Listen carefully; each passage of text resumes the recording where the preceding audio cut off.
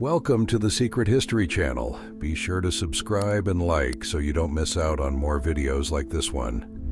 In 1932, the American artist Johnny Eck, born in 1911 without the lower part of the torso, gained prominence by appearing in the film Freaks by Todd Browning, where he acted with other performers of curiosity shows, including Angelo Rossito. His singular physical condition led him to become a striking figure in the entertainment universe of the early 20th century, taking part not only in film productions but also in circus presentations and variety shows. Besides Freaks, Eck succeeded by playing a creature with a bird-like appearance in several productions of the Tarzan franchise, reinforcing his image as a versatile artist. Off-screen, he developed skills in areas such as illustration, music, and illusion, building a multifaceted career that went beyond the exploitation of his appearance.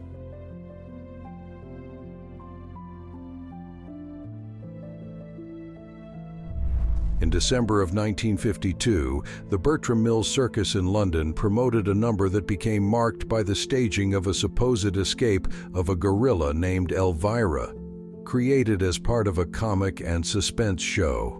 During the presentation, clowns interacted with the audience while the gorilla,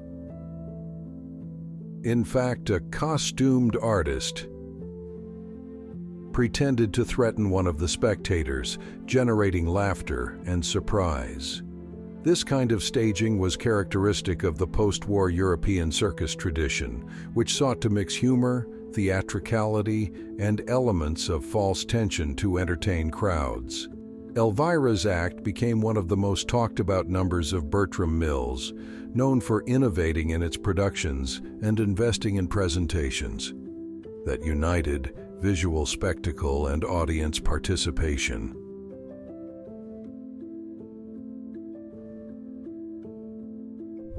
In the 1900s, one of the attractions that most amused the public of traveling circuses was the duo known as Fat and Skinny Man, formed by two artists with opposite physical characteristics, one short and very stout, and the other very tall and thin. They became famous as the so-called circus boxers, but their presentations did not involve real fights, rather comic stagings that explored the exaggerated contrast of their bodies.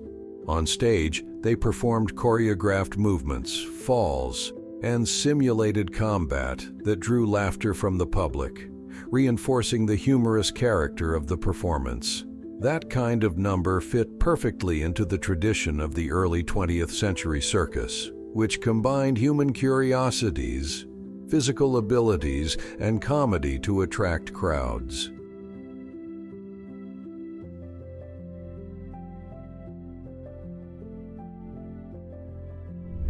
In the 1940s, one of the most curious stories of the universe of fairs and traveling presentations was that of the chicken named Mike, who became known worldwide after surviving in an unusual way an accident in which he lost his head. Under the care of his owner, Mike managed to live for about 18 months, being fed in a special manner and accompanied constantly, which aroused enormous popular interest. Quickly, the animal began to be exhibited in different cities as a high-impact attraction, attracting crowds who wanted to see up close the so-called headless chicken. Members of the Bertrram Mill's Freak Show being examined by professionals in the medical field, an example of how artists with uncommon physical characteristics aroused not only popular curiosity, but also the scientific interest of the time. Among those portrayed was the so-called giraffe neck woman, a title given in the circus promotional context to highlight her singular appearance and attract audiences. The Bertrram Mills Show, one of the most renowned British circuses of the period, invested in grand presentations that gathered from acrobatics to numbers of human curiosities, following the tradition of the great variety shows of the early 20th century.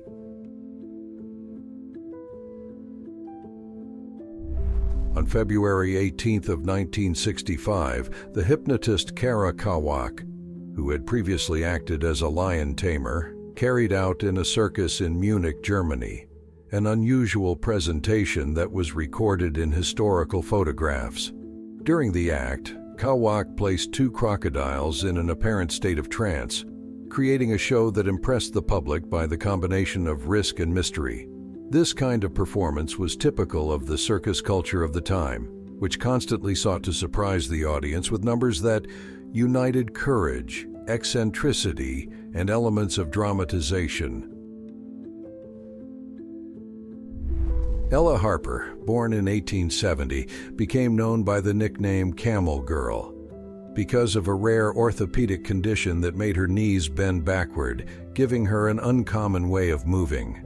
During the 1880s, she became the main attraction of a traveling show, receiving a salary of $200 per week, a very high amount for the time that showed her popularity. Announced in posters and newspapers, her figure aroused enormous curiosity in the public that attended fairs and circuses, being promoted as a living rarity. Despite great success in that environment, Ella Harper left the stage while still young, preferring to follow a more discreet life, far from the exposure that fame provided her.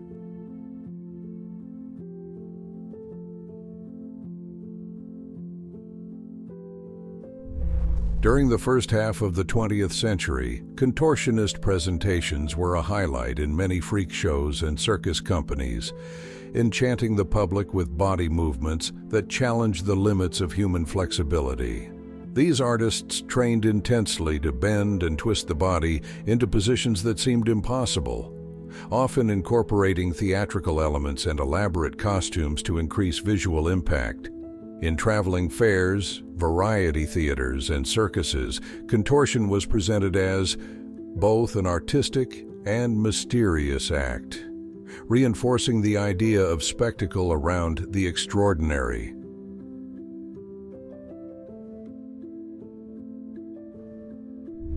World's largest collection of human curiosities.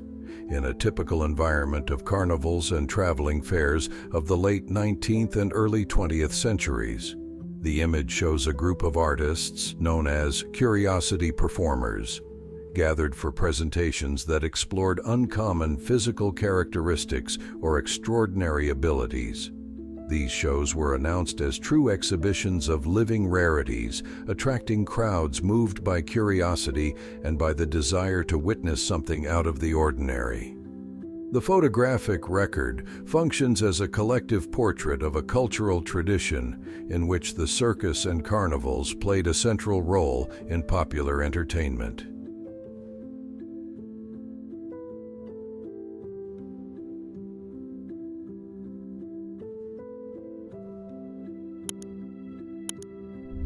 In 1844, a lithograph by the artist Charles Bonnier portrayed Charles Sherwood Stratton, better known by the stage name General Tom Thumb, when he was only 12 years old. Born in 1838, Stratton became one of the greatest attractions associated with P.T. Barnum, beginning his career as a child and quickly achieving international fame as a performer in variety shows. With short stature because of dwarfism, he was promoted in a theatrical manner, often characterized in military outfits or historical characters, reinforcing the curious and at the same time comic image that enchanted audiences.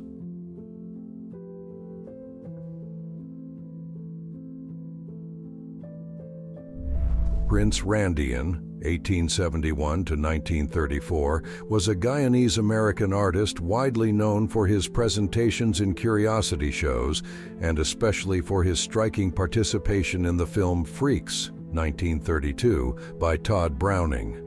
Born with tetra amelia syndrome, an extremely rare congenital condition that causes the absence of all four limbs, Randian challenged the limitations imposed by his condition by demonstrating an impressive ability with body and mind. He became famous for his skill in carrying out complex tasks using only his mouth, such as rolling cigarettes, lighting them, and even writing. He worked for years at the Coney Island Sideshow, where his talent and charisma transformed him into a figure admired both by the public and by his stage colleagues.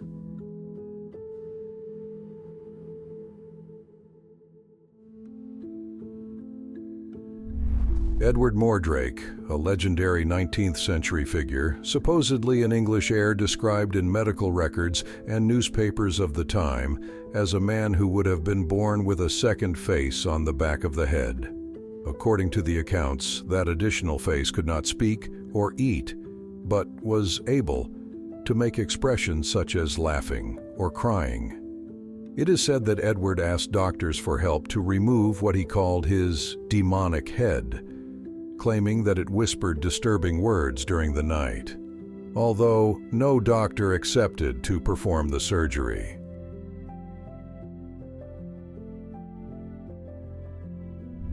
Joseph Merrick, widely known by the nickname Elephant Man, was born in 1862 in England and became one of the most remembered figures in the history of 19th century curiosity shows. From early on, he showed physical deformities caused by medical conditions not fully understood at the time, which resulted in social rejection and great family difficulties. Still young, Merrick ended up finding a place in traveling exhibition companies, where he began to be announced as an attraction in fairs and circuses, drawing attention for his uncommon appearance. Although this path provided him some livelihood, it also exposed him to situations of exploitation.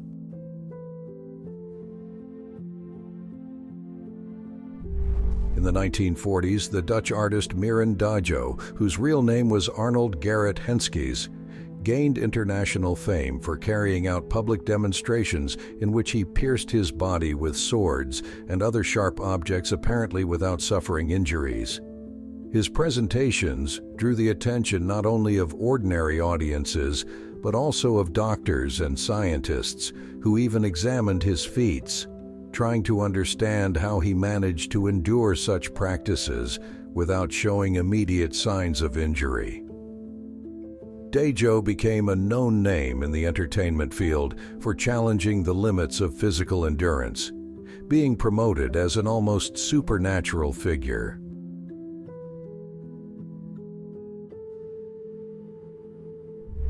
Around 1927, the Siamese twin sisters Daisy and Violet Hilton, born in England in 1908, were already known internationally as part of curiosity shows. Joined at the hip, they began to perform when they were very small, being inserted into circus shows from the age of 3. Over time, they learned different artistic skills, including singing, dancing, and musical instruments, which made them complete and popular attractions in fairs and on stages in the United States and Europe. Although their physical condition was initially used as a form of exploitation, the sisters gradually gained greater autonomy and became professional artists recognized for their talent.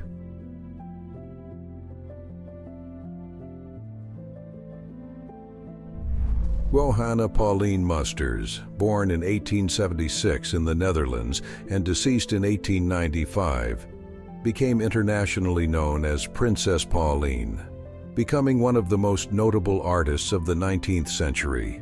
Recognized for her singular height, she performed in shows and European fairs, winning the attention of different audiences at a time when popular entertainment valued the unusual. Pauline measured only about 17 inches in height and weighed about 9 pounds, which made her famous and the target of great curiosity.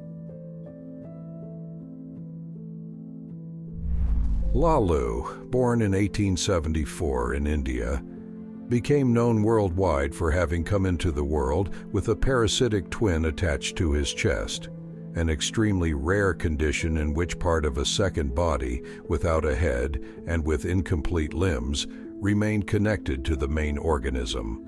During the end of the 19th century, Lalu traveled through several countries, performing in fairs and curiosity shows where he aroused both admiration and amazement from the public. Unlike many attractions of the time, he was known for his polite and charismatic demeanor, speaking with the public and explaining his condition in a respectful manner.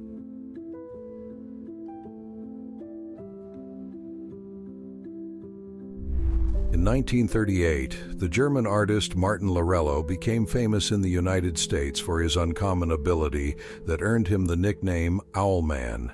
His main attraction consisted of turning his head almost 180 degrees, a feat that impressed the public and seemed to challenge the natural limits of the human body. Laurello performed in fairs and variety shows, including the famous Sam Wagner Freak Show at Coney Island, a place recognized as one of the greatest centers of popular entertainment of the time. His physical condition, which allowed him to perform such a movement, was widely exploited for spectacle purposes, transforming him into one of the most talked about attractions of the 1930s and 1940s.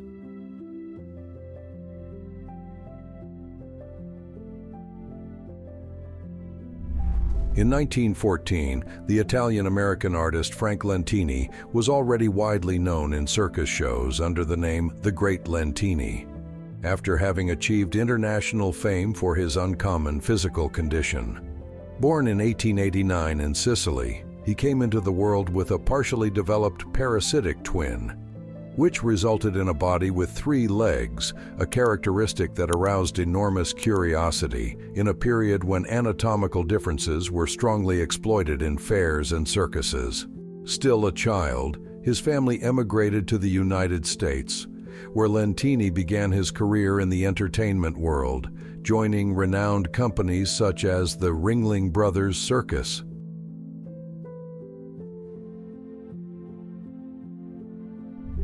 In 1882, the American artist Myrtle Corbin was already known throughout the country by the nickname The Four-Legged Girl from Texas, a promotional title used in the curiosity shows of the time. Born in 1868 in a small Texas town, she had a rare congenital condition that resulted in the formation of 2 distinct hips accompanied by an additional pair of smaller legs. Still young, Myrtle began to perform in circuses and traveling fairs, where she quickly attracted the attention of the public and became one of the most popular attractions of the late 19th century. Although her physical singularity was exploited as spectacle, she also managed to build a stable personal life, marrying at age 19 and forming a large family, which surprised many who knew her only from the stage.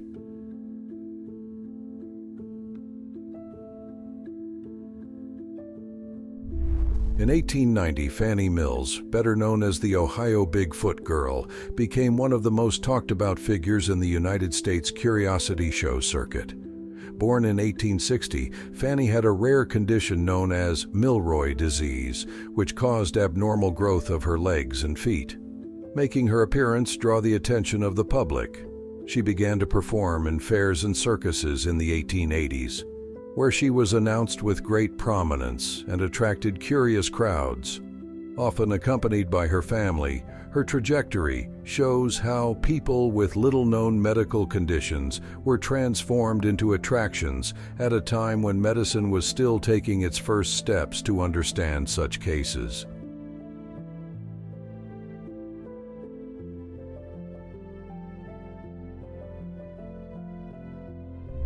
Born in Thailand in 1811, Chang Eng Bunker became world famous as the original Siamese twins, becoming one of the most publicized attractions of the 19th century.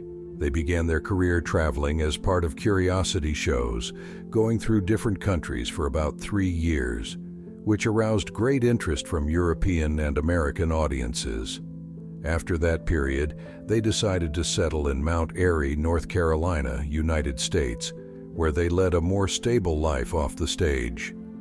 In 1843, they married the sisters Sarah and Adelaide Yates, with whom they had a total of 21 children, forming a large family that became known throughout the country.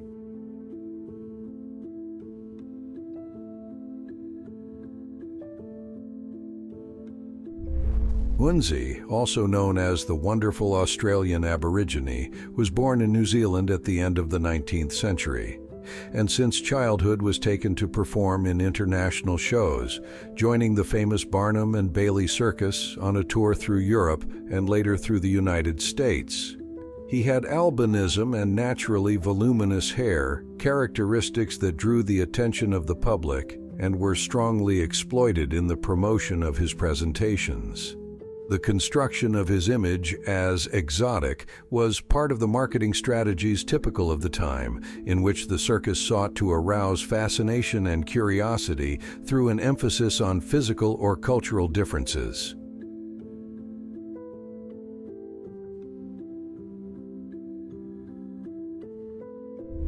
George and Willie Muse, identical African-American twin brothers with albinism, were born in the southern United States at the end of the 19th century and ended up becoming known as circus artists during the Jim Crow era.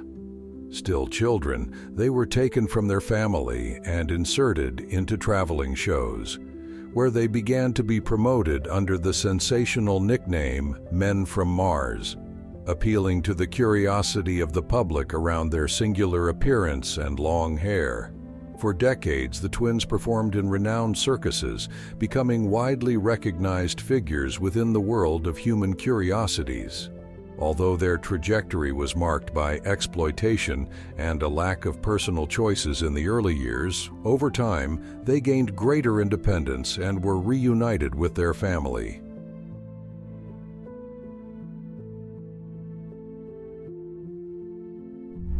Born in San Carlos, Mexico, in 1860, Lucia Zaratee became known worldwide for her extremely small stature, the result of a rare condition later identified as primordial microcephalic dwarfism of the Zárate type.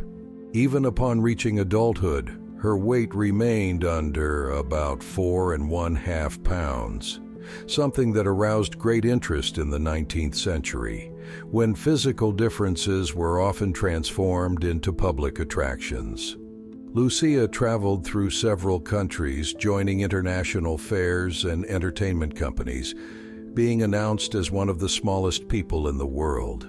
Her presence in exhibitions generated both fascination and curiosity, reflecting the way society of the time dealt with the extraordinary.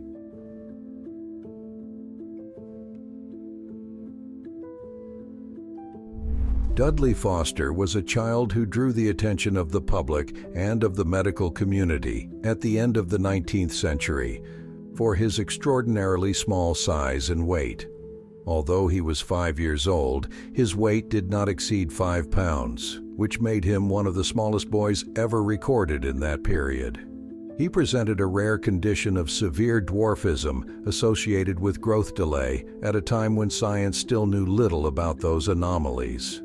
Dudley was exhibited in fairs and curiosity shows, often alongside other artists with uncommon conditions, and his image was seen as a symbol of human delicacy and fragility.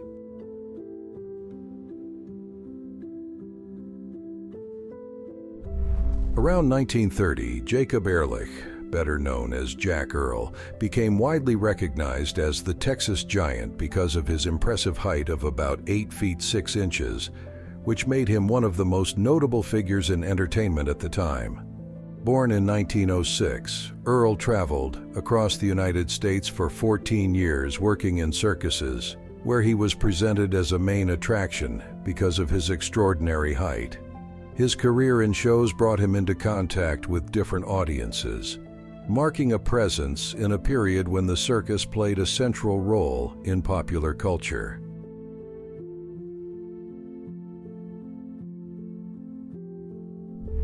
Record of 1900 showing Reverend Evans, known as the man with a hole in the chest. He became famous for exhibiting a rare physical condition that left a visible opening in his torso, attracting the curious and scholars of the time. During the beginning of the 20th century, individuals with uncommon characteristics often performed in fairs and traveling shows, combining medical interest and popular fascination. The Reverend, besides exhibiting his condition, was also known for speaking about faith and overcoming, transforming his singular appearance into a form of inspiration for the public. That In 1902, Felix Verila gained notoriety by performing as the Elastic Man, a nickname derived from his ability to stretch his skin to great lengths because of Ehlers-Danlos syndrome, a rare condition that affects tissue elasticity. He was part of the curiosity show circuit in the early 20th century, a period in which artists with singular physical characteristics were promoted as attractions in circuses and fairs. His presentations impressed the public by challenging common perception of the limits of the human body, transforming a medical condition into visual spectacle. Felix Verila traveled and performed in different places, joining a group of artists who became known for their extraordinary anatomies.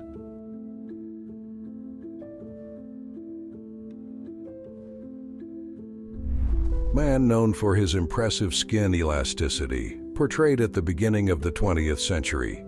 He became famous for being able to stretch the skin of his body to extraordinary lengths because of a rare genetic condition that affected collagen structure.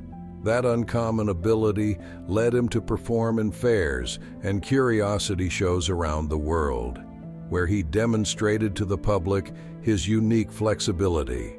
The photograph, taken around 1900, is a striking record of a period in which interest in rare human phenomena and in curious medicine was high, uniting science, entertainment, and amazement in the same historical image.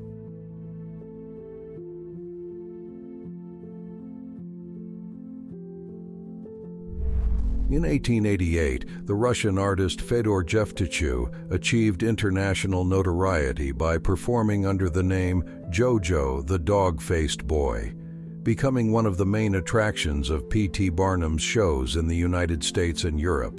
Born in 1868, Fedor had a hereditary condition called hypertrichosis, characterized by abundant hair growth on the face and body, which aroused enormous curiosity in the public of the time. From a young age, he was taken to join curiosity shows, being promoted as an exotic and mysterious figure, often with fanciful narratives created to increase the spectator's fascination.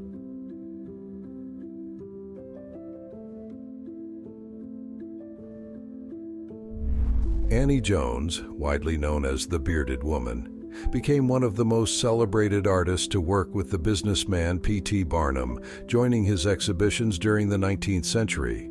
Born in 1865, Jones began to perform as a child and quickly achieved great notoriety in variety shows, being announced as the main representative of that kind of attraction in the United States. Her participation in the so-called Congress of Freaks, organized by Barnum, was part of the strategy of transforming people with unusual physical characteristics into icons of popular entertainment. If you enjoyed this video and want to support the channel, please use the Super Thanks tool below. Your contribution helps us keep bringing you amazing historical content. Thank you so much for your support, and see you in the next video.